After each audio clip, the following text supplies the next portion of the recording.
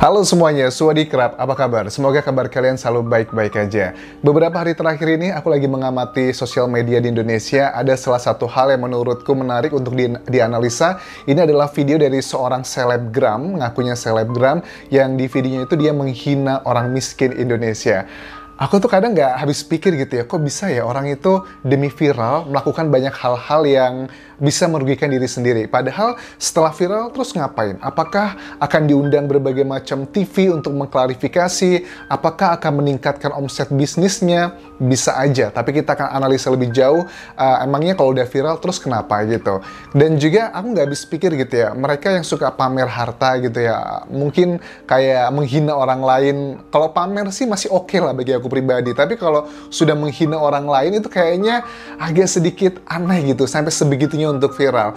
Mungkin kalian tahu gitu ya, kayak artis-artis Indonesia seperti Bertrand Peto, Ruben Onsu, kemudian juga Ayu Ting Ting, Raffi Ahmad, itu sendal jepit mereka aja harganya bisa puluhan juta, kaosnya mereka aja harganya puluhan juta gitu. Jadi kadang kalau kita mau pamer atau menghina orang lain, terutama dalam hal ekonomi, malu gitu ya sama sandal jepitnya mereka gitu ya, karena mungkin sandal jepitnya mereka itu lebih tinggi dibandingkan penghasilan kita selama sebulan. Well, tapi bukan itu poinnya, tapi poinnya adalah bagiku orang pamer it's okay, fine, tapi kalau sudah menghina untuk menjadi viral, ini perlu kita bahas, karena jangan sampai anak muda di luar sana berpikir kayaknya menjustifikasi, oh banyak orang untuk viral itu dengan menghina orang lain itu nggak apa-apa kok. Nah, hal-hal seperti ini mungkin yang akan menjadi presiden buruk bagi anak-anak Indonesia kemudian melakukan hal-hal seperti itu. Oke, mungkin kalian belum tahu videonya apa. Ini adalah videonya, kurang lebih aku ambil dari kompilasi dari Tribun Network ini guys. Kita lihat dulu videonya.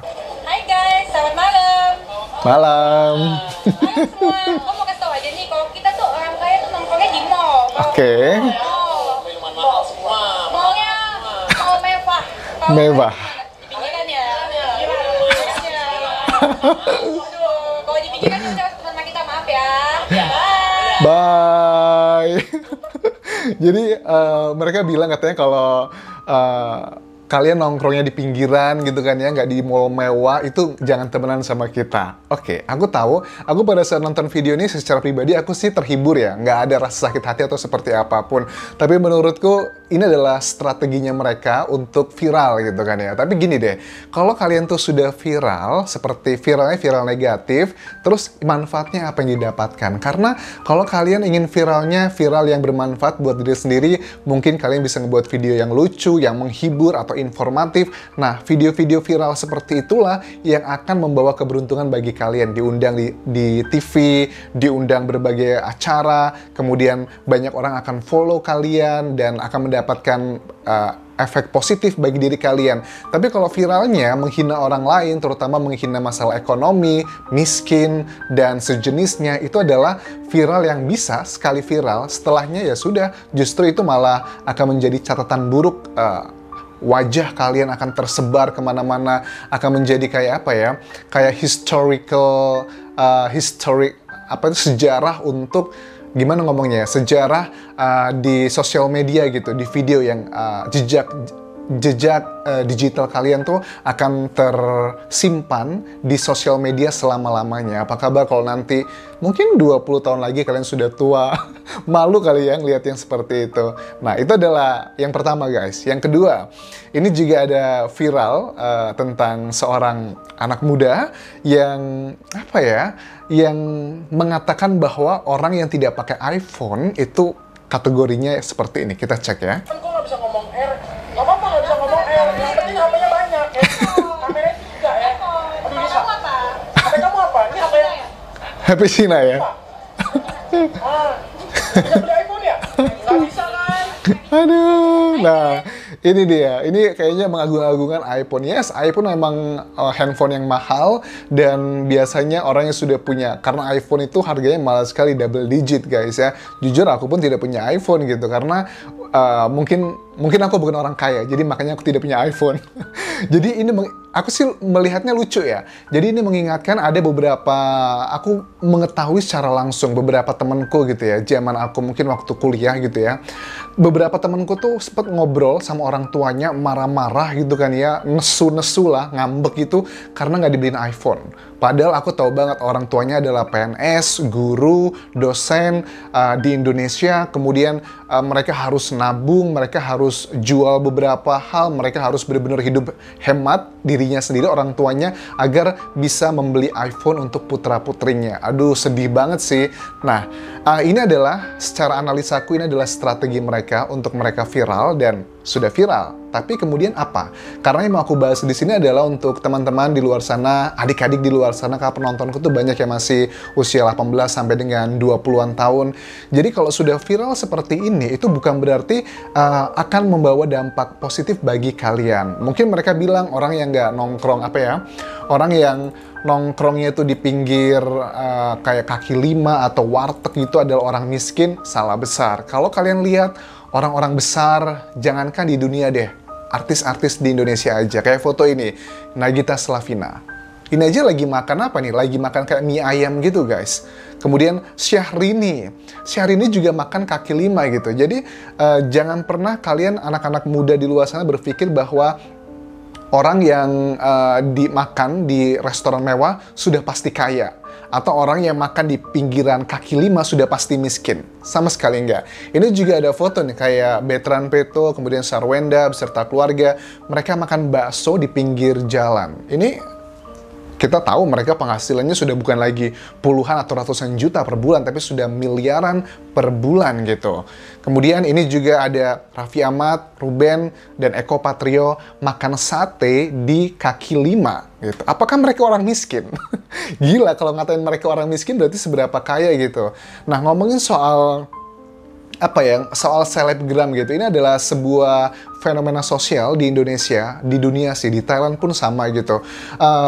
Selebgram itu kalau boleh dibilang, memang selebgram adalah salah satu mata pencarian yang sekarang menjadi favorit untuk anak muda. Tapi kalian juga harus tahu bahwa selebgram yang sukses itu yang hasil paling nggak puluhan juta per bulan penghasilan itu paling nggak nyampe 1% di Indonesia gitu. Di Indonesia itu ada jutaan selebgram gitu kan ya. Bahkan baru 10.000 subscribers aja udah ngaku selebgram. Wah, memang mereka nggak salah gitu kan ya. Karena setiap orang sudah punya segmennya masing-masing.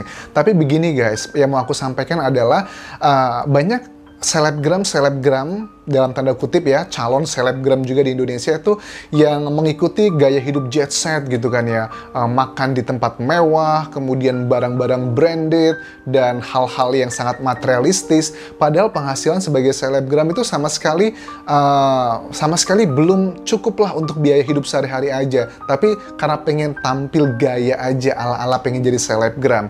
Kalau untuk jadi selebgram di Indonesia sendiri paling hanya 1% lah yang benar-benar sukses, yang benar-benar bisa menghasilkan uang. Tapi kalau sebagian besar selebgram di Indonesia, paling berapa sih untuk kalau untuk selebgram gitu di Instagram gitu, misalnya untuk posting satu foto, satu video, itu masih dalam ratusan ribu rupiah pada umumnya, bahkan ada yang puluhan ribu rupiah gitu. Begitupun juga untuk YouTube pun juga sama. Mungkin yang subscribersnya segini, subscribernya begitu, itu juga nggak nyampe puluhan juta rupiah gitu kan ya, kecuali kalau memang subscribersnya sudah luar biasa banyak dan audiensnya sudah banyak. Dan memang kalau aku secara pribadi sebagai seorang YouTuber, penghasilan terbesarku itu adalah dari AdSense, bukan dari endorsement. Memang ada endorsement beberapa, tapi biasanya kayak barter gitu guys, kayak jalan-jalan gitu, hotel mewah, nggak apa-apa. Aku suka mengambil barter yang buat jalan-jalan, kemudian pesawat, hal-hal begitu aku ambil. Tapi kalau untuk produk-produk kecil kayak kecantikan gitu barter, karena aku nggak suka yang begitu-begitu, jadi buat apa nggak kepake gitu. Tapi yang mau aku sampaikan di sini adalah untuk kalian, boleh-boleh aja kalian mau menjadi selebgram, kalian mau menjadi viral, tapi cobalah pakai yang positif. Karena kalau kalian sudah viral seperti ini, itu nggak ada gunanya gitu loh. Karena viralnya viral yang negatif. Kalian masih ingat beberapa kasus yang lalu, mungkin kita bisa sebutkan namanya Ferdian Paleka. Kemudian ada juga masih ingat mungkin beberapa tahun lalu ada seorang gadis yang menghina Provinsi Lampung. Kemudian juga ada banyak lagi viral-viral lainnya. Sekarang kemana? Itu kan menjadi catatan sejarah dalam hidupnya, ada kayak jejak digital mereka yang tidak bisa dihapuskan, tapi mereka sudah nggak viral lagi, bahkan sampai viral pun berapa sih penghasilannya gitu, nggak akan naik-naik banget gitu. Jadi yang mau aku sampaikan buat teman-teman di luar sana yang mungkin tertarik menjadi seorang selebgram atau YouTuber, viral itu adalah memang suatu prestasi bagiku. Tapi kalau viralnya positif, ya udah sekali positif itu bagus karena akan membawa dampak positif bagi kita. Tapi kalau viralnya negatif, ya udah sekali viral, ya udah kelar gitu, dihujat, dihina, nggak akan ada produk-produk yang akan mengendorse kalian. Jadi aku hanya mau menyampaikan bahwa ini adalah strategi dari sebagian orang untuk viral, untuk dikenal oleh masyarakat. Apakah itu sia-sia aja? Ya, sah-sah aja karena setiap orang punya strateginya masing-masing. Apakah ini bisa menghasilkan bagi mereka? Sepertinya kalau harus dihitung-hitung antara penghasilan mereka dapatkan dari viral dengan kerugian secara pribadi, sepertinya nggak worth it sih. Jadi jangan dicontoh yang seperti ini. Kemudian, kalau aku juga analisa dari teori dekonstruktif. Teori dekonstruktif itu adalah teori dalam pendidikan, psikologi sih terutama, yang biasanya itu adalah yang menceritakan bahwa apa yang kita sering coba tunjukkan itu adalah kebalikannya. Misalnya, aku menunjukkan, wah aku ini orang kaya nih, aku punya mobil banyak, rumahku banyak, dan sebagainya lah. Pokoknya bener-bener pengen show off gitu. Itu biasanya justru orang-orang yang sebenarnya dalam kesulitan ekonomi. Bisa aja memang mereka punya mobil, mereka punya rumah, mereka punya macam-macam yang mewah, tapi hutangnya mungkin banyak gitu. Karena sekarang kan untuk hidup tenang itu dan hidup bahagia tidak hanya melulu memiliki barang-barang yang mewah gitu, tapi juga bebas dari hutang adalah salah satu kebahagiaan. Mungkin bagi kalian gitu atau aku sendiri yang ekonominya biasa-biasa aja, tidak punya barang mewah, tidak punya hal-hal mewah di dunia ini, tapi tidak punya hutang, itu kita nggak bisa judge seperti itu. Jadi jangan pernah mengejudge orang itu hanya dari penampilannya aja. Jadi ini adalah teori dekonstruktif. Biasanya orang-orang yang memiliki permasalahan ekonomi itu biasanya untuk ingin men-show off-kan kekayaan yang dia miliki. Sekali lagi deh, aku berharap mau pamer boleh-boleh aja, tapi kalau sudah menghina ekonomi orang lain, itu harus perlu diklarifikasi dan harus perlu dipertimbangkan. Sekali lagi, pamer syah-syah aja, itu uang-uang kalian.